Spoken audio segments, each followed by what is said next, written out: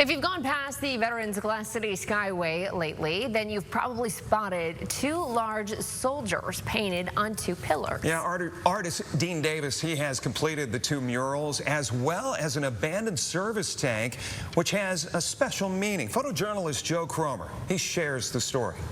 I felt like, putting veterans on these piers was something that I was kind of called to do. It was a project that I've spent 2 years on, that I've worked on myself. It's all been grassroots, but now that we're off the ground and running and everything's kind of coming to surface with it all, I feel like we get so much more respect in the conversation. I think they look good. That's a big draw.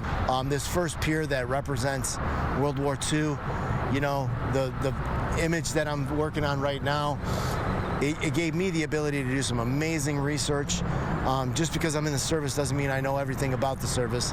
Whether you're from Toledo, Chicago, Cleveland, anywhere in this region, this project really speaks to you, and I hope that it speaks to all veterans throughout the entire world. We are right now just finally telling the story of these individuals. Women have always played an amazing part. They're always in the shadows, and this is a true opportunity for them to come out of the shadows.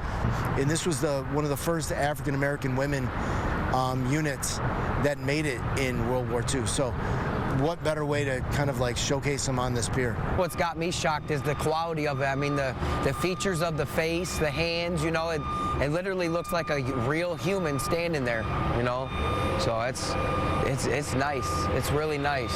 This is an out-of-service tanker that's going to represent all the trades that built Toledo, along with the 5 that lost their lives building the Glass City Veterans Bridge. So what better place to put it than right next to the bridge?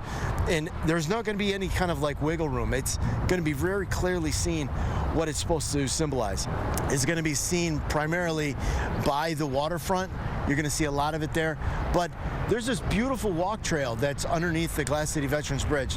I really hope people start to access this thing more. Definitely what we need. We need a lot of stuff that's going to draw attention. It definitely makes people look. Big murals like this will, set off the attraction. I'm really hopeful that both these murals kind of bring people in some of these areas that aren't restricted by ODOT and Metro Parks. My energy has always been, let's finish some of the stories that started with Lucas County and Toledo and add to them. This whole thing has been carved out for a long, long time. We're not the first people here. I mean, they had a shipyard that lived right next to us. That was some major repairs on a lot of the major vessels. If we go back, 75, 100 years, we're probably standing on an area that was occupied by the refinery company. And then if we go back another 50 years, this was all Native American, indigenous people territory. For the next generation that's going to be looking in 20 or 30 years, they want to know what's happening right now in Toledo in 26.